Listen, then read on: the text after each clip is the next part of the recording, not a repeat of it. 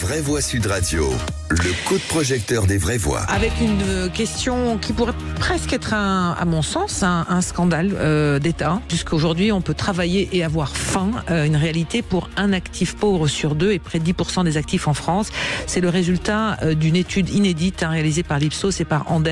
On va en parler dans un instant, cette étude des épiceries solidaires qui a été révélée ce matin par le quotidien La Croix. 16% de personnes interrogées qui sautent plusieurs repas par semaine, des horaires décalés qui aggravent cette difficulté à prendre des repas. Alors parlons vrai, est-ce que ce n'est pas un symbole de la chute du modèle social français? Et à cette question, craignez-vous de tomber un jour dans la précarité? Vous dites oui à 82%. Vous voulez réagir? Le 0826 300 300. On est en compagnie donc de notre invité ce soir, Yann Auger, directeur général du réseau d'épiceries solidaires Andes. C'est vous qui avez commandé cette étude. On rappelle ce que sont ces épiceries solidaires qui deviennent un outil essentiel aujourd'hui dans la précarité. Oui, merci. Enfin, dans la lutte contre la précarité. Il ne faut pas oublier les deux mots. Oui, merci. Donc il s'agit de structures d'aide alimentaire, donc qui accompagnent en effet des personnes en situation de précarité qui viennent y faire leurs courses, comme dans un commerce ordinaire. C'est ça qui est intéressant. Donc ça se présente comme une épicerie de quartier avec des rayons garnis, y compris avec beaucoup de produits frais qui sont une de nos spécialités. Et donc les personnes qui sont orientées vers ces épiceries, qui font leurs courses, choisissent leurs produits et à la fin payent entre 10 et 30% de la valeur réelle des produits. Ils y accèdent pour quelques mois, ils ont vocation à en sortir après. Ça se veut un coup de pouce, un tremplin dans leur parcours pour les aider à sortir de leurs difficultés. Et pourquoi avoir fait cette étude ? On a fait cette étude parce que nous constatons sur le terrain une tendance à l'augmentation de ces travailleurs pauvres dans les épiceries, de plus en plus nombreux, et on souhaitait documenter cette tendance, avoir des chiffres, pouvoir être un peu précis sur ce phénomène qui nous préoccupe. J'ai une question sur les gens qui peuvent y accéder. Vous avez besoin de fiches de salaire. Comment est-ce que c'est véritablement est-ce que c'est sous condition? Est-ce que chacun doit démontrer qu'il a vraiment pas de capacité?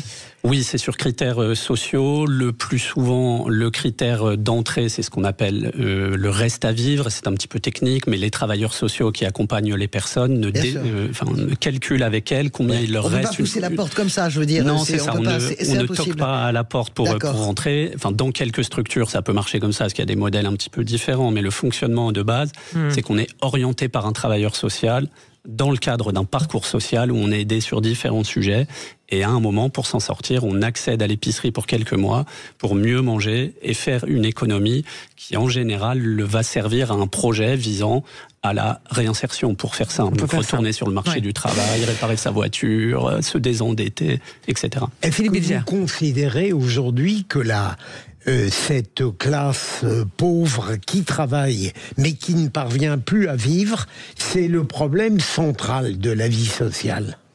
Alors, est-ce que c'est le problème central? Oui et non. C'est un problème central dans le sens où, par définition, ces travailleurs pauvres ont un emploi et donc sont censés bénéficier de ce qui est aujourd'hui le principal facteur d'intégration dans notre société. Mais pour vous donner une perspective plus large, il représente à peu près aujourd'hui 40% des personnes qui fréquentent nos épiceries. Donc il y a d'autres problématiques sociales. Là, on fait le coup de projecteur sur les travailleurs pauvres, mais il est vrai qu'il y a d'autres problématiques par ailleurs. Vincent Desportes. Non, moi je trouve que c'est extrêmement moral de faire ça, c'est extrêmement bien. Maintenant je me pose une question, regardant non pas les gens que vous recevez, mais un certain nombre de gens qui sont pauvres. J'ai l'impression que dans le reste à vivre, comme vous dites, on ne compte pas les 2 ou 3 iPhones de la maison, les 2 ou 3 télévisions, etc. C'est-à-dire que les gens se sont habitués à vivre sur un train de vie qu'ils considèrent comme absolument indispensable et que je n'avais pas moi quand j'étais enfant, et que il faudrait peut-être, il faut aussi réfléchir à ça. Sur quoi doit-on faire un effort quand on a un problème financier? Quelle est la réalité de leur quotidien? Yann Auger. Ce que vous montrez là, c'est qu'il y a débat sur ce qu'on appelle une dépense contrainte. Est-ce qu'il est obligatoire d'avoir un téléphone, un smartphone, d'avoir une connexion Internet, etc. C'est un débat un peu complexe que l'on ne fera pas à ce jour.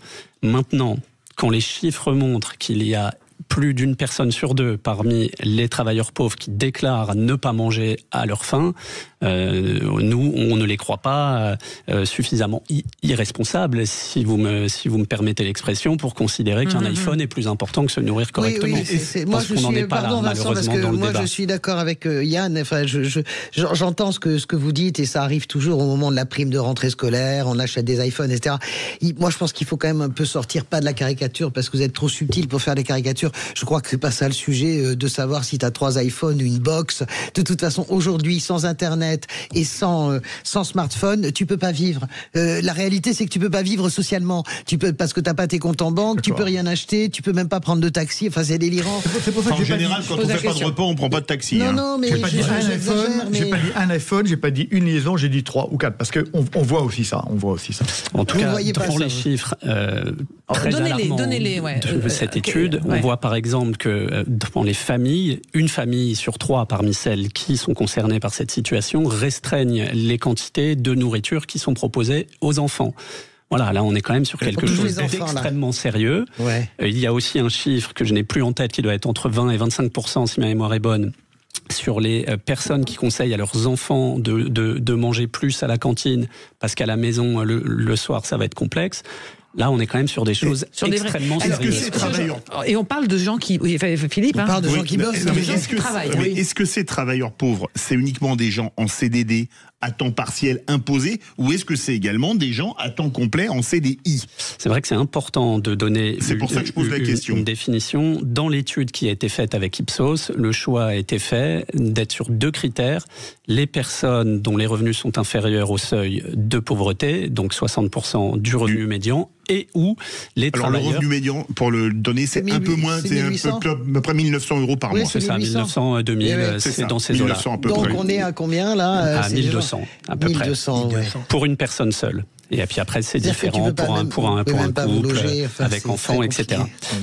Donc il y a ce critère-là, et il y a autre critère pris en compte, effectivement, mais ou l'un ou l'autre, les contrats précaires du type des CDD, intérim, temps partiel subi, etc., puisqu'il y a tout un tas de sous-problématiques dans cette... Est-ce que vous avez dans ces gens qui... Parce que c'est très fort ce que vous dites sur les enfants qui peuvent pas manger, les enfants qui peuvent pas prendre le petit déjeuner aussi, ça fait partie aussi des problèmes majeurs dont on parle jamais.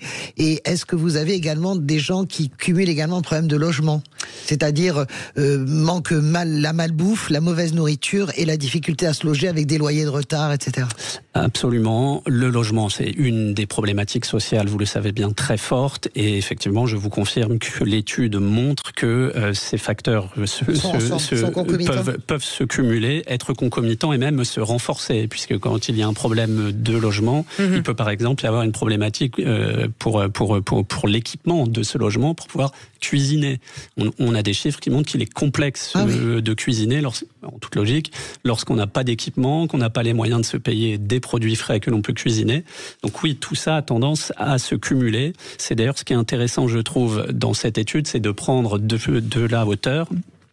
Ne pas seulement analyser chaque critère indépendamment, mais bien comprendre qu'on est sur un phénomène global, plutôt grave. En effet, c'est vrai que c'est pas très réjouissant ce que je vous raconte aujourd'hui, mais un phénomène global qui s'auto-entretient, dont les facteurs sont plutôt cumulatifs. La manière dont les épiceries solidaires fonctionnent me paraît une bonne méthode pour sauvegarder la dignité des gens qui viennent vous voir. Si j'ai bien compris, ils payent tout de même un petit peu. C'est tout à fait ça. C'est la philosophie de base des épiceries de essayer d'éviter tout phénomène de stigmatisation et de honte à fréquenter ce type d'établissement.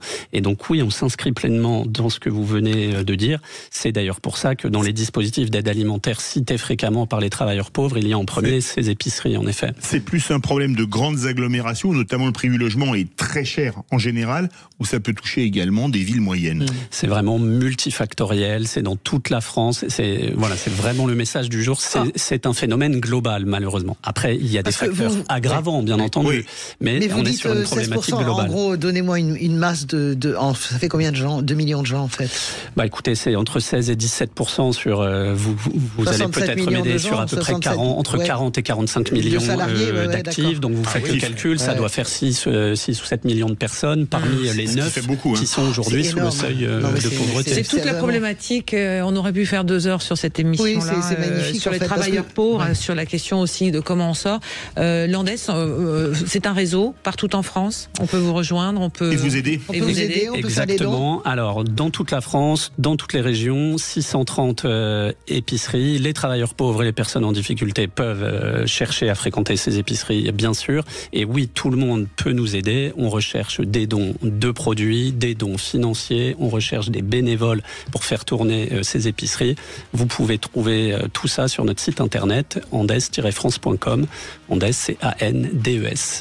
Et on vous remercie infiniment, Yann Augier, d'être venu nous voir pour parler de ça, et de cette étude sortie chez Ipsos. Merci, mes chers Vrévois. Sujet, merci d'être si en forme comme ça, machin.